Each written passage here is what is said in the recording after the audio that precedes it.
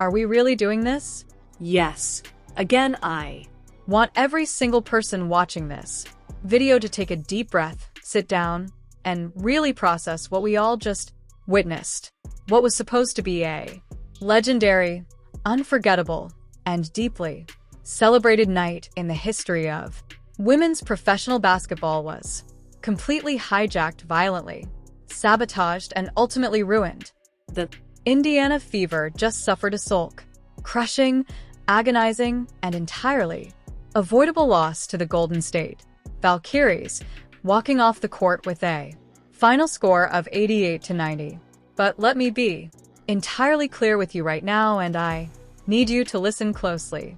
The final score does not even begin to tell the real story of the absolute disaster we just witnessed at the Chase Center. We are talking about a night where individual greatness and historic achievements were completely overshadowed by pure incompetence, catastrophic coaching, and an officiating crew that seemed determined to steal the spotlight. Let me start with the history, because the history needs to be documented, respected, and recorded even in a losing effort. Tonight, Caitlin Clark made WNBA history at the Chase Center in a way that should be headlining every major sports network on the planet. She recorded her 500th career assist in the first half of the basketball game. But it is not just about the raw number. It is about the context, the speed, and the sheer unprecedented dominance of what she is doing.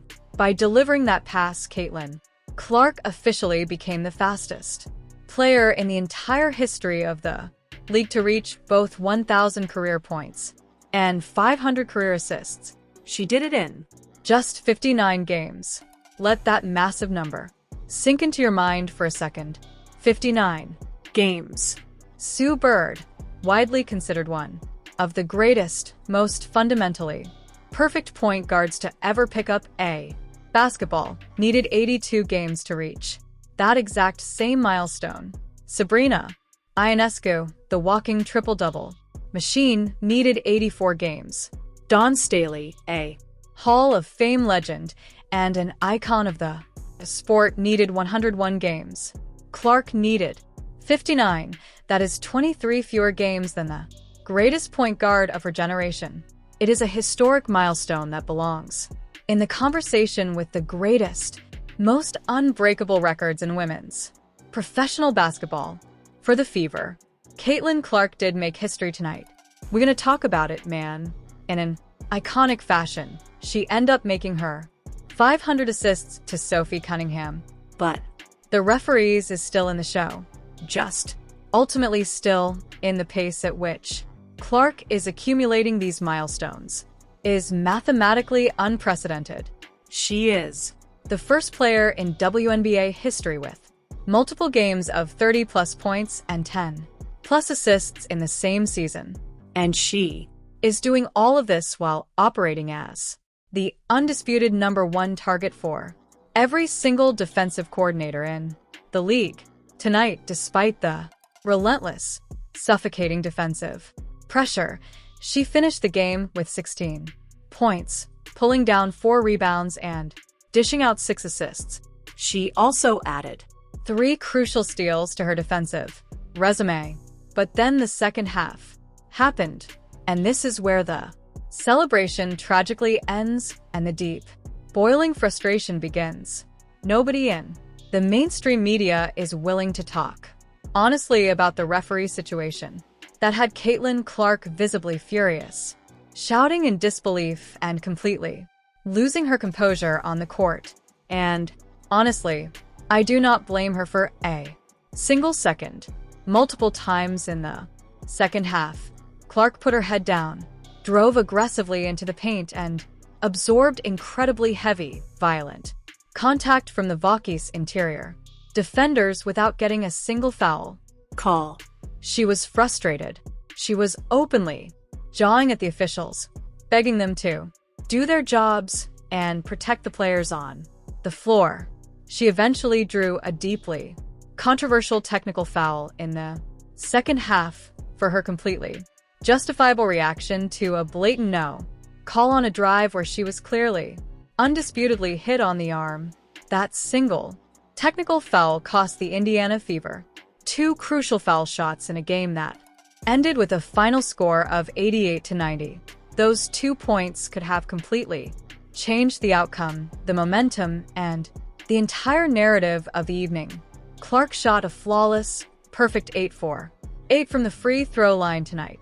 But the number of times she drove into the paint, absorbed body blows, and did not get sent to the line was clearly astronomically higher than 8. The officiating in San Francisco inside a deeply hostile building with the Valkyries desperately defending their home court was absolutely not consistent with the respect a player of Clark's caliber should be receiving. It is a terrifying pattern of physical neglect that has been visible since the opening night of the season, and it was documented perfectly for the whole world to see tonight. But as angry, furious, and disgusted as we are at the referees, we have to talk about the absolute buffoonery coming from the Indiana Fever Sideline. We have to talk about the head Coach. Stephanie White put on an absolute masterclass tonight in how to mismanage a close, highly competitive basketball game. The strategic rotations were not just confusing, they were entirely baffling and deeply destructive to the team's offensive flow. 24 fouls called on the Fever tonight. Excuse my language, bro. 19 calls. We're now 20 on Golden State. I'm furious right now, bro, because that's how bad this game has been. Stephanie White put Kalen on the ball. Stephanie White put Kalen off the ball. Like, damn. Stephanie, make up your mind. Did Caitlin Clark sat majority of the damn third quarter? This was just buffoonery. Just 1 minute, Stephanie White is Caitlin Clark running the point guard position, dictating the pace of the offense, reading the defense, and creating wide open looks for her teammates. The next minute, she puts Caitlin completely off the ball, standing idly in the corner, like a catch-and-don't role player, watching the offense stagnate into isolation basketball. But the absolute, most unforgivable, mind-boggling sin of the night was White's inexplicable decision to sit Caitlin Clark on the bench for the majority of the deeply crucial third quarter. You have the greatest, most lethal offensive engine in the world at your disposal. You have a player who just made league history, and you are treating her like a secondary piece in your rotation. Because of this chaotic, broken mismanagement, Caitlin could never find her true shooting rhythm. She was forced to play cold, completely out of sync, against a defense that was specifically designed to break her down. She finished the night shooting a highly uncharacteristic 3 for 12 from the field, including just 2 for 6 from behind the three-point line. Mad. I'm hella mad. Look at this. Look at I am. How the hell can we win when they look at this flop? You ain't even get hit. She ain't even get hit in the head, dog. She ain't get hit in the head. Y'all see. This. Bro. This has been all day. This has been all day, bro. But the coaching malpractice does not stop with Caitlin Clark. Oh no.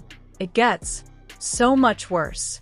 Look closely at the box score.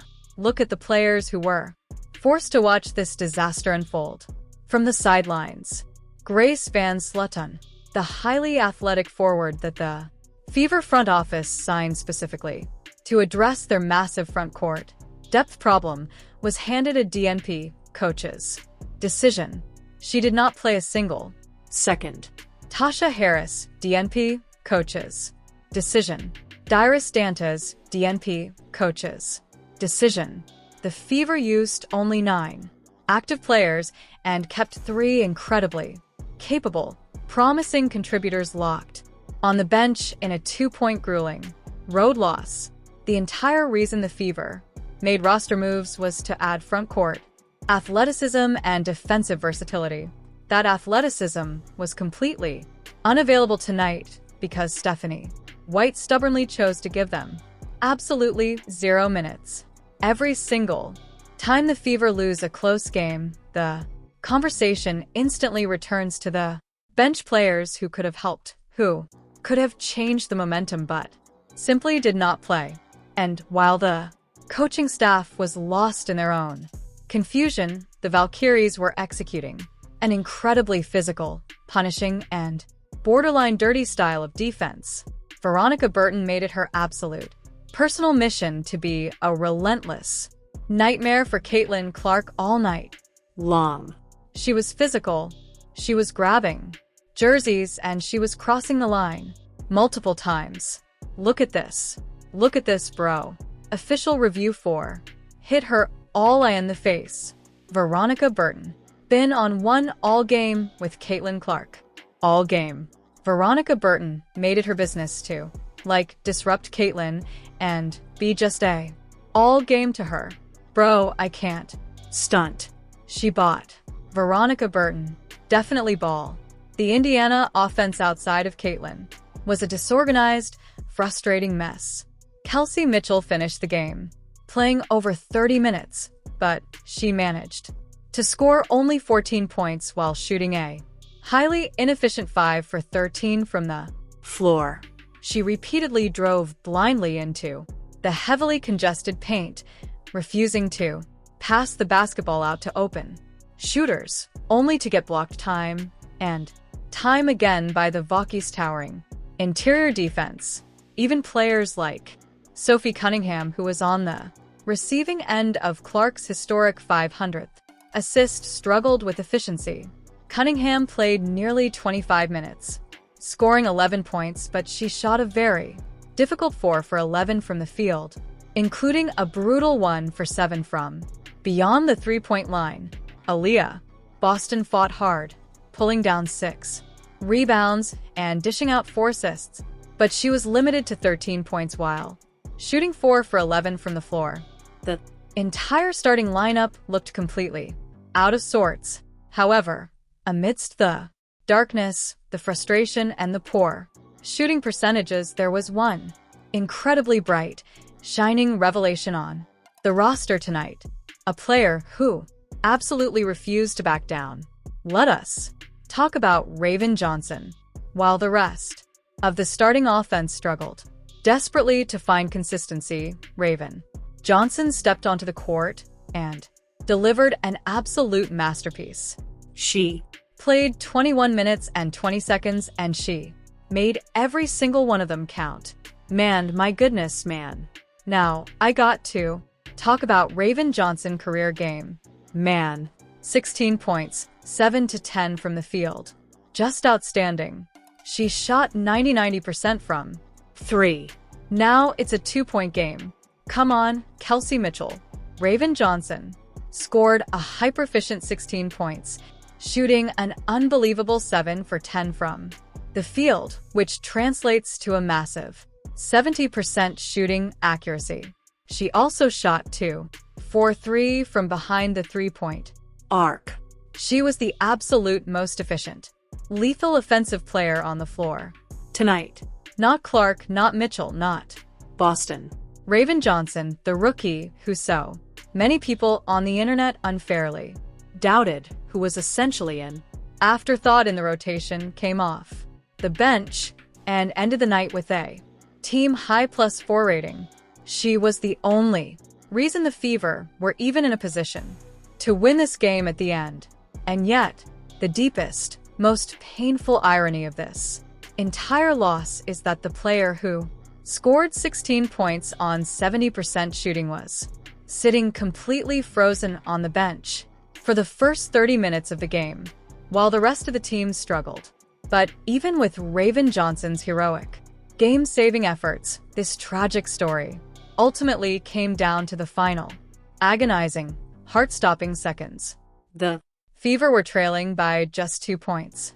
The score was 88-90. The tension inside the Chase Center was so thick it was practically suffocating. The Fever got the ball back for one last desperate possession. This is the exact moment where elite coaching separates the absolute winners from the losers. This is the moment where you draw up a brilliant play, create space, and get the ball into the hands of your historic superstar. The clock started ticking Down. Chaos immediately erupted on the Floor. The spacing was terrible. Aaliyah, Boston, desperately trying to salvage. The broken play drove incredibly hard to the basket, absorbed massive, undeniable contact from the defense, and nothing. Pure silence, no whistle. The referees, who had been blowing their whistles loudly and aggressively all night long, who had called 24 fouls on the Indiana Fever, suddenly swallowed their whistles when the game was literally hanging in the balance. But as furious as we should be at the officials for that missed call, the biggest, most unforgivable failure of the final possession was not the referee. It was Stephanie White, as the final seconds rapidly melted away off the clock as her players looked visibly frantic, confused, and trapped in a horribly broken play. Stephanie White stood entirely frozen on the sideline like a deer caught in the headlights. She had a timeout safely tucked away in her pocket. She had the power to stop the game, calm her players down, and draw up a winning play. Instead, she watched the entire disastrous, chaotic possession unfold right in front of her eyes and stubbornly refused to call it. Oh my God, bro. Correlation said, I just don't understand how Steph watched that possession and didn't call a timeout earlier. I'm so annoyed. I absolutely despised the last possession. I'm just shaking my head. Stephanie White. Completely. Let's see this. Last possession, guys. 0.5 seconds left on the game clock. A desperate, impossible, completely off-balance catch. And Dut situation. The buzzer sounds game over. Here is the painful, unavoidable bottom line. Caitlin Clark made incredible generational WNBA history tonight. She became the fastest player ever to reach 1,000 points and 500 assists, surpassing the absolute greatest legends to ever play the game. That milestone is real. It is permanent, and it deserves massive, unapologetic celebration. But she also shot 3-4, 12 from the field. She got a technical foul for her justifiable frustration. With a deeply flawed officiating crew, she turned the ball over 5 times, and her head coach kept critical players like Van Slutton, Harris, and Dantas chained to the bench for the entire game. The night was historic, and it was deeply, incredibly painful at the exact same time. That is the frustrating reality of the Indiana Fever right now.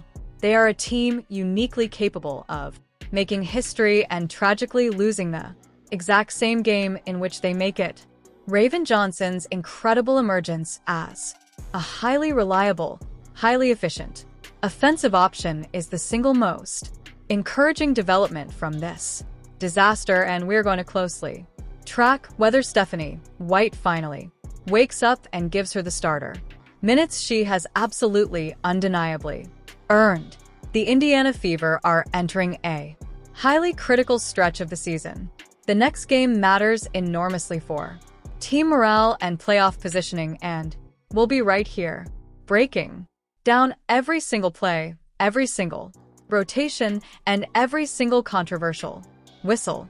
This is, if you want, the real unfiltered post-game analysis that celebrates the historic achievements but holds the coaching staff fiercely accountable in the exact same breath. You need to smash that subscribe button right now. I want to hear from every single one of you. Drop your rawest, most honest take in the comments below. Does Caitlin Clark's WNBA history record get completely overshadowed by this heartbreaking loss? Or is the historic milestone the only real story we should care about today? Do the referees need to be investigated by the league office? And is it finally Time to have a serious, uncomfortable conversation about Stephanie White's future as a head coach. I want every opinion. Hit the notification bell, because the Fever desperately need to stop giving away these close games, and we are going to cover every second of the fallout. I will see you in the next